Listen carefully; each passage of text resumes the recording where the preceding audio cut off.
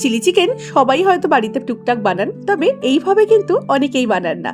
তবে এইভাবে যদি বানানো হয় চিলি চিকেনটা, করতে লাগে খুব অল্প সময় আর ঘরোয়া উপকরণে, মানে ঘরোয়া অল্প উপকরণে এই চিলি চিকেনটা কিন্তু খেতে হয় সব থেকে বেশি টেস্টি। হ্যাঁ, সব থেকে টেস্টি কেন বলছি সেটা আপনারা নিজেরা একদিন বানিয়ে দেখে নিন এই উপায়ে, তাহলেই বুঝতে পারবেন কেন বলছি। এর জন্য একটু নুন আর গোলমরিচ দিয়ে আর একটা ডিম দিয়ে 500 গ্রাম বোনলেস চিকেনকে একটুখানি ম্যারিনেট করে রাখবো, আর তার মধ্যে দেবো 1 চামচের মতো ভিনিগার। এই কটা জিনিস দিয়ে এটাকে 10 মিনিটের মতো জাস্ট ম্যারিনেট করব। হাতে যখন খুব অল্প সময় থাকে তখন এরকম একটা ঝটপট চিলি চিকেন কিন্তু খুব সহজে বাড়িতে বানিয়ে নিতে পারবেন। ম্যারিনেট করে রেখেছি। অপরদিকে পেঁয়াজগুলোকে জাস্ট এভাবে 4 টুকরো করে কেটে নেব, তাতেই কিন্তু হবে। কারণ যখন আপনি রান্না করবেন, মানে যখন পেঁয়াজটি ভাজবেন, সমস্ত পাপড়িগুলো কিন্তু পেঁয়াজ থেকে একটা একটা করে খুলে যাবে। এইদিকে পেঁয়াজ শাককে আর একটু ভাগে রেখে দিয়েছি, উপরে দেবো বলে লাস্টে। আর একটু লঙ্কা কুচি, একটু রসুন ছুলে নিয়েছি, আর নিয়েছি কয়েকটি ক্যাপসিকাম, মানে ক্যাপসিকামটাকে ছোটো ছোটো করে কেটে নিয়েছি। এবার রসুনটাকে না কুচি কুচি করে কেটে এরকম একটা হামালদিস্তা বা নর্মাল যে আমাদের বাড়িতে শিলনোড়া থাকে সেই পুঁতোটাকে দিয়ে থেতো করে নিন, তাহলেও কিন্তু সেই একই রকম স্বাদ পাবেন, তবে হয়ে যাবে অনেক ঝটপট।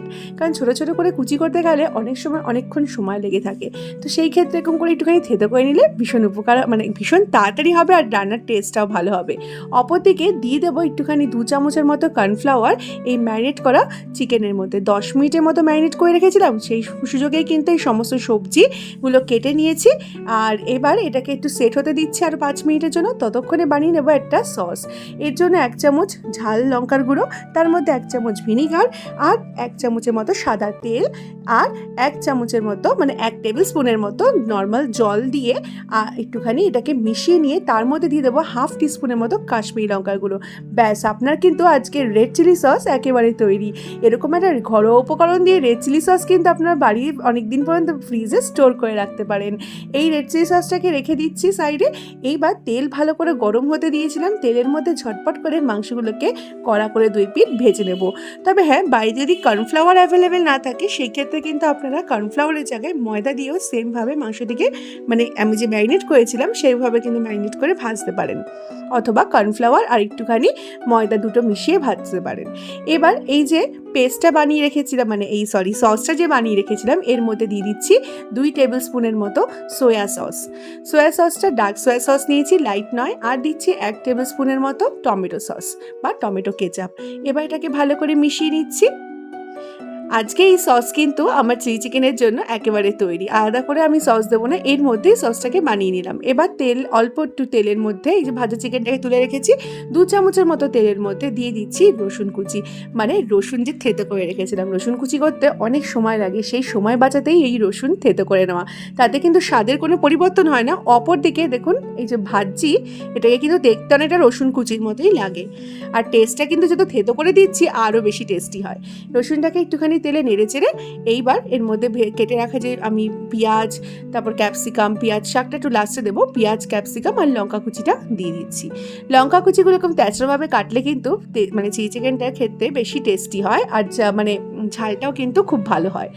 এবার এগুলোকে 1 মিনিটের মতো ভাজবো হাই ফ্লেমে।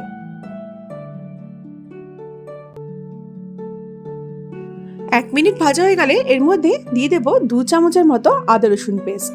এই আদা রসুন পেস্টটা আপনারা কেনা ব্যবহার করতে পারেন অথবা বাড়িতে বানিয়ে নিতে পারেন। দিয়ে দিচ্ছি স্বাদ অনুযায়ী নুন।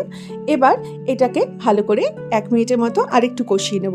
আদা রসুনের পেস্টটা কিন্তু অবশ্যই দেবেন, চাইলে আদাটা বাদ দিয়েও দিতে পারেন, শুধু রসুন পেস্টও দিতে পারেন, তবে আদা রসুনের পেস্ট দিলে কিন্তু রান্নাটা খেতে খুবই ভালো লাগে। এইবার যে বানিয়ে রেখেছিলাম সসটা, এই সসটা এর মধ্যে দিয়ে দেবো। আলাদা করে কোনো রকমের চিলি সস দেওয়ার কোনো প্রয়োজন নেই। এই যে চিলি সসটা বাড়িতে বানিয়েছি, এই চিলি সসটা দিয়ে কিন্তু করলে হবে। একটু জল দিয়ে বাড়িটাকে ধুয়ে সেই সামান্য জলটুকুও দিয়ে দিলাম। এবার এটাকে আরও 1 মিনিট কষিয়ে নেব। খুব বেশি কষাবো না, জাস্ট 1 মিনিটের মতো স্টির ফ্রাই করে নেব। 1 মিনিট কষালেই হবে। এবার স্বাদের ব্যালেন্স আনার জন্য দিয়ে দিচ্ছি 1 চামচের মতো চিনি, আর আমি এখানে দিয়ে দিচ্ছি 1/2 টিস্পুনের মতো টেস্টিং পাউডার, সেটা কিন্তু একদমই অপশনাল। আজিনামোটো যদি আপনারা না দিতে চান তাহলে কিন্তু সেটা মানে একদম স্কিপ করে যাবেন। আজিনামোটোটা দিলে একদম দোকানের মতো টেস্ট আসবে। তো আজিনামোটো 1 চামচ আর চিনি 1 চামচের মতো দিয়েছি স্বাদের ব্যালেন্সটাকে ঠিক করার জন্য। আর দিয়ে দিচ্ছি এখানে ভেজে রাখা চিকেনগুলো। এবার ভেজে রাখা চিকেনটাকে দিয়ে এটাকে হাই ফ্লেমে টানা 1 থেকে 1.5 মিনিট একটু স্টির ফ্রাই করে নিলেই কিন্তু একদম ড্রাই চিলি চিকেন রেডি। এবার যদি আপনারা একটু গ্রেভি চান তাহলে 1 চামচ কর্নফ্লাওয়ার আর একটু হাফ কাপের মতো জল দিয়ে এটাকে গুলিয়ে একটা কর্নস্লারি বানিয়ে নেবেন, নিয়ে এর উপর দিয়ে দেবেন। তাহলে একটু হালকা মাখা মাখা একটা গ্রেভি তৈরি হয়ে যাবে। চিলি চিকেন মানে গ্রেভি চিলি চিকেন মানে ফ্রাইড রাইস অথবা যে কোনো ড্রাই জাতীয় জিনিস দিয়ে খাওয়ার জন্য কিন্তু একদম পারফেক্ট। দেখুন মাখো মাখো ঝোলটা হয়ে গেছে। এইবার এটার উপর লাস্টে ঠিক না আবার 2-3 মিনিট আগে, মানে 2-3 মিনিট না 1 মিনিট জাস্ট আগে আমি দিয়ে দিচ্ছি পেঁয়াজ শাকগুলো। পেঁয়াজ শাকের পেঁয়াজ পোর্শনটাও কিন্তু এর সাথে আমি রেখেছি।